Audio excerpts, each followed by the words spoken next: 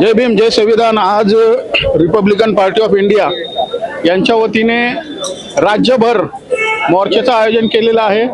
OP वर्गीकरण रद्द करावं असं रिपब्लिकन पार्टी ऑफ इंडिया यांची मागणी आहे। आणि आपण बघत आहात की या ठिकाणी रिपब्लिकन पार्टी ऑफ इंडियाच्या वतीने भव्य असा मोर्चा या ठिकाणी जिल्हाधिकारी कार्यालयाजवळ आलेला आहे।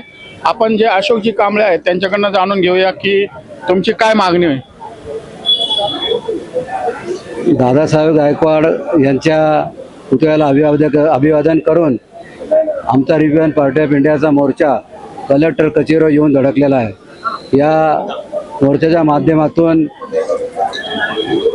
अनुसूचित जातीचं आरक्षण उपवर्गीकरण हे महाराष्ट्र शासनाने रद्द करावं अशा प्रकारची आमची प्रमुख मागणी या मोर्चाच्या वतीने आम्ही केलेली आहे आणि त्याचं निवेदन आम्ही कलेक्टरला या ठिकाणी दिलेलं आहे।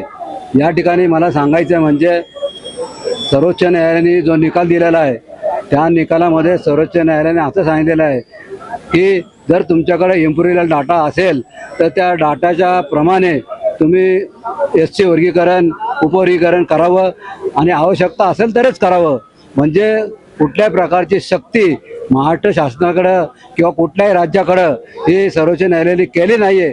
तरी देखील या ठिकाणी महाराष्ट्राचे मुख्यमंत्री यांनी विधानसभेमध्ये आम्ही कुठल्याही परिस्थितीमध्ये हे उपवर्गीकरण करणारच अशा प्रकारची भूमिका घेतलेली आहे आणि म्हणून त्याला विरोध करण्यासाठी संपूर्ण महाराष्ट्रभर आम्ही हे आंदोलन आज 27 तारखेला घेतलेलं आहे।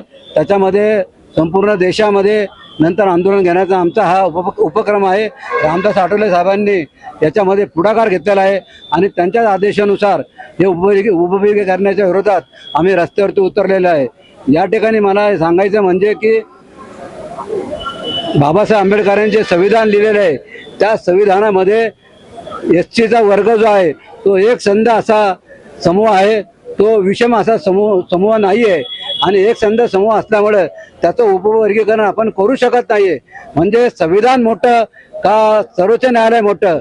आमच्या मते सर्वोच्च न्यायालयाला जर माहिती नसेल तर त्यांनी ते वाचावं आणि सर्वोच्च न्यायालयाने हा संविधानाचा अपमान करू नये असं या ठिकाणी मी सांगू इच्छितो। त्याचप्रमाणे आर्टिकल 341 आणि 342 याच्यामध्ये केवळ केंद्र सरकारला आणि राष्ट्रपतीला हे उपवर्गीकरणाचा अधिकार आहे। इम्पिरिकल डेटा हा त्यांनी पाहायचा आहे आणि त्यांनी ते उपवर्गीकरण करायचं आहे। महाराष्ट्र सरकारने किंवा कुठल्याही राज्याने हे उपवर्गीकरण करण्याचा त्यांना अधिकार नाही आहे असं आणि तरी देखील या ठिकाणी घाट घातला जातोय आणि आमच्या समाजामध्ये दुही निर्माण करायचा प्रयत्न केला जातोय। तेव्हा ह्या गोष्टीचा आम्ही जाहीर निषेध करतो। आपण बघितलं की सर्वोच्च न्यायालयाने 1 ऑगस्ट 2024 रोजी म्हणजे जो निर्णय दिलेला आहे त्या निर्णयाला तब्बल 24 महिने उलटून गेलेले आहेत। आता तुम्ही हा मोर्चा काढलेला आहे, जवळपास 24 महिने लागले या मोर्चा सुरू करायला, हे विरोधी आंदोलन सुरू करायला, तर इतका वेळ का लागला? इतका वेळ का लागला म्हणजे आता यामध्ये तुम्ही जर पाहिलं असेल की त्यावेळेस जो हा निर्णय आला आरक्षणामध्ये उपवर्गीकरण राज्यांना करावं म्हणजे करा म्हणून असा निर्णय नव्हता। त्यांना तो अधिकार तसा दिलेला नाही किंवा आदेश तसा दिलेला नाही। त्यांनी एवढंच सांगितलेलं आहे जर करायचं असेल तर तो राज्यांना अधिकार आहे, पण तो इम्पिरियल डाटा गोळा करा आणि मग तो तुम्ही उपवर्गीकरण लागू करा। पण तो कराच म्हणून असा काय आदेश दिलेला नाही। परंतु या देशामध्ये एवढे 36 राज्य असताना फक्त 4-5 राज्यांमध्येच याची अंमलबजावणी का केली जाते याची संशयिकता जी आहे ती संबंध महाराष्ट्रामध्ये मोठ्या प्रमाणावर आता इतर जातींमध्ये ती पसरली असल्यामुळं आणि ज्या पद्धतीने हे षडयंत्र चालू आहे, ज्या पद्धतीने बदर समिती तयार झाली त्या बदर समितीमध्ये अनेक जाती धर्माच्या लोकांना विश्वासात घेतलं पाहिजे होतं, त्या समितीमध्ये घेतलं पाहिजे होतं, त्यांना विश्वासात घेऊन तिथला अहवाल तयार होणं गरजेचं होतं। परंतु एक सदस्यीय बदल समिती तयार करून त्या ठिकाणी षडयंत्रातून काहीतरी एखादा अहवाल तयार केलेला आहे आणि तो अहवाल देखील आज सार्वजनिक केला जात नाही आणि म्हणून सर्वांच्या मनामध्ये एक भीतीचं वातावरण आहे की हे सरकार काहीतरी काळे भैर करून या ठिकाणी उपवर्गीकरण लागू करण्याचा प्रयत्न करते की काय। अशा पद्धतीने या ठिकाणी जनतेमध्ये प्रचंड प्रमाणात नाराजगी आहे त्यामुळे या गोष्टीला आता उशीर लागलेला आहे. पण उशीर जरी लागला असेल तरी देखील अजून काही निर्णय झालेला नाही. त्यामुळं याला निर्णयाला विरोध करण्यासाठी सबंध महाराष्ट्रामध्ये सबंध आंबेडकरी जनता एक बाकीच्या 58 जाती यात पूर्णपणे रस्त्यावर येऊन याचा विरोध करत आहे. आठवले साहेब केंद्रामध्ये आहेत, तर ते केंद्रामध्ये सांगू शकतात किंवा मुख्यमंत्र्यांना सुद्धा सांगू शकतात की हे थांबवलं पाहिजे. तर त्या दृष्टिकोनातून काय हालचाली आहेत का?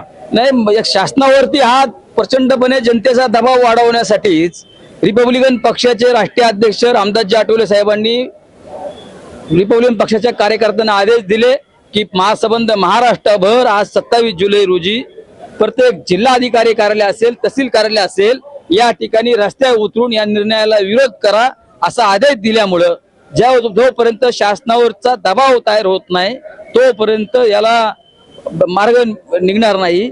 त्यामुळे आठवले साहेबांनी आंदोलनात्मक भूमिका घेतलेली आहे आणि या आंदोलनाची धग पोहोचवण्यासाठीच आजचा हा कार्यक्रम आहे. आणि या माध्यमातून आठवले साहेब नक्कीच केंद्रातल्या लोकांशी आणि महाराष्ट्रातल्या लोकांशी बोलतील अशी आम्हाला अपेक्षा आहे. उद्या 1 ऑगस्ट आहे, अण्णाभाऊ साठे यांची जयंती आहे. त्या निमित्ताने तुम्हाला वाटतं का की मुख्यमंत्री या ठिकाणी आरक्षणाच्या वर्गीकरणाचं इम्प्लिमेंटेशन चालू करतील असं तुम्हाला वाटतंय का? जर समजा मुख्यमंत्र्यांनी जर असं काही निर्णय 1 तारखेला घेतला तो त्यांचा आत्मघातीपणा होईल. या ठिकाणी महाराष्ट्रामधलं आणि देशामधलं एक वातावरण आता कुठंतरी शांत होतंय आणि ज्या विद्यार्थ्यांनी या देशामध्ये जो घाम फोडला सरकारला आणि तो घाम फुटत असताना आजही संसद नीट चालू शकत नाही. आणि जर अशा पद्धतीमध्ये लगेच आता 4-5 दिवसावरती दुसरा एखादा ज्वलनशील प्रश्न त्यांनी लोक उपस्थित करून ते घोषणा करणार असतील तर मात्र त्या आगीत हे सरकार जाळल्याशिवाय राहणार नाही असं मला वाटतं. आपण बघितलं की मातंग समाजाचे जे काय अण्णाभाऊ साठे असतील किंवा महापुरुष असतील ते सर्वांचेच महापुरुष आहे, परंतु त्यांना एक वेगळं वळण लागलेलं आहे. आता ते म्हणू लागलेले आहेत की फुले शाहू आंबेडकर हे महाराष्ट्राचे नेते नसून त्यांनी मला वाटतं सावरकर आणि टिळकांना मान्यता दिलेली आहे आणि हा खूप मोठा विरोधाभास या ठिकाणी दिसून येतो. तर त्याबद्दल तुम्ही काय म्हणाल? तुम्ही जर आता त्याचा विचार जर केला की या काही मनुवादी लोकांनी ही काही पिलावळं सोडलेली आहेत आणि ती पिलावळं जरा भुकल्यासारखे दिसत आहेत आपल्याला आता अलीकडच्या काळामध्ये, परंतु संपूर्ण मातंग समाजाची भूमिका त्या पद्धतीची नाहीये. आम्ही अनेक वर्ष परिवर्तनाच्या लढ्यामध्ये मातंग आणि बौद्ध समाजातील कार्यकर्ते काम करत असताना बौद्ध आणि मातंग समाजाला एकत्र आणण्याचा प्रयत्न केलेला आहे आणि साहित्यरत्न लोकशाहीर अण्णाभाऊ साठेंचे विचार महार आणि मातंग समाजामध्ये पोहोचवण्यासाठी दोन्हीकडच्या लोकांनी प्रयत्न केलेला आहे. परंतु इथल्या काही षडयंत्र असणाऱ्यांना ते मात्र आता ते खपत नाहीये आणि त्यामुळं त्या लोकांनी काही लोक सोडलेली आहेत की भुकायला लागलेली आहेत आणि ते भुकून इथल्या लोकांना ते वातावरण बिघडवण्यासाठी त्याला प्रयत्न करतायत. तो पूर्णपणे चुकीचा आहे. परंतु मातंग समाज पूर्णपणे या अशा गोष्टीला भीक घालणार नाही अशी आम्हाला आशा आहे. आपण बघितलं की फ्लेक्स आता लागलेले आहेत सगळीकडे अण्णाभाऊ साठेच्या जयंतीच्या निमित्ताने. तर बरेच फ्लेक्स असे आहेत की वर्षानुवर्ष ते बाबासाहेबांचा फोटो टाकत होते, परंतु आता त्या ठिकाणी बाबासाहेबांचा फोटो टाकणं बंद केलेला आहे, दिसत नाहीये.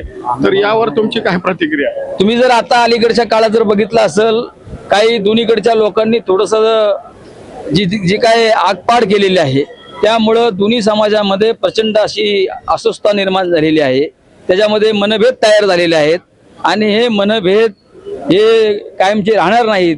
हे आत्ताच्या या वातावरणामुळे तयार झालेले मनभेद आहेत आणि महापुरुषांचे विचार किंवा बाबासाहेब आंबेडकरांचा विचार आज फक्त जातीपुरता मर्यादित राहिलेला नाही, फ्लॅक्स पुरता मर्यादित राहिलेला नाही. बाबासाहेब आंबेडकरांचा विचार किंवा बाबासाहेब आंबेडकरांच्या नावाची असणारी जय भीम घोषणा ही भारतातल्या तमाम लढवय्या लोकांची आता ती घोषणा झालेली आहे, त्यांचा आदर्श बनलेली आहे. त्यामुळं फ्लॅक्सवर फोटो टाकला काय ना टाकला काय याचा काही परिणाम आमच्यावर होणार नाही, बाबासाहेबांच्या विचारावरही होणार नाही. आणि अण्णाभाऊची जयंती त्यांनी जरी बाबासाहेबांचा फोटो टाकला नसेल पण आम्ही अण्णाभाऊंची जयंती आम्ही आमच्या पद्धतीने मोठ्या प्रमाणात करणार आहोत हे मात्र नक्की आहे. शेवटचा प्रश्न की आपण बघितलं की ठाणे या ठिकाणी एका बौद्ध समाजाच्या कार्यकर्त्याला अनेक जणांनी मिळून मारहाण केली मातंग समाजाच्या लोकांनी. तर आता हा वाद आता हाणामारीवर डोकं फोडीवर आलेला आहे, तर यावर काय उपाय आहे? नाही, यामध्ये ज्या पद्धतीने त्या कार्यकर्त्यावरती जो हल्ला झाला तो अत्यंत चुकीचा आहे. त्या हल्ल्याचा आम्ही निषेधच करतो. परंतु अशा पद्धतीने एकाला गाठून जर असे हल्ले होणार असतील तर मग मात्र कुणी गप्प बसणार नाही. मग तिकडला बघणार नाही, कोणी इकडला बघणार नाही. त्यामुळं सगळ्यांनी आपला सामाजिक समतेचा मार्ग स्वीकारून सर्व महापुरुषांचा आदर राखून पुढे गेलं पाहिजे. आणि अशा पद्धतीचे जर हल्ले होणार असतील कार्यकर्त्यांवरती तर मात्र ते आम्ही अद्याप कदापि खपून घेणार नाही. आता कलेक्टरने आपल्याला काय आता आम्ही कलेक्टरला आमच्या भूमिका संपूर्णपणे त्यांच्या पुढे मांडलेल्या आहेत. जी काय वास्तुस्थिती आहे ती संपूर्णपणे त्यांच्या पुढे ठेवलेली आहे. आणि त्यांना आम्ही सांगितलेलं आहे की आमच्या या भावना तुम्ही मुख्यमंत्र्यांपर्यंत कळवा. इथं जी काय अशांतता निर्माण झालेली आहे, लोकांचा जो काय आक्रोश आहे तो आक्रोश तुम्ही मुख्यमंत्र्यांपर्यंत पोहोचवा अशी विनंती केलेली आहे. धन्यवाद.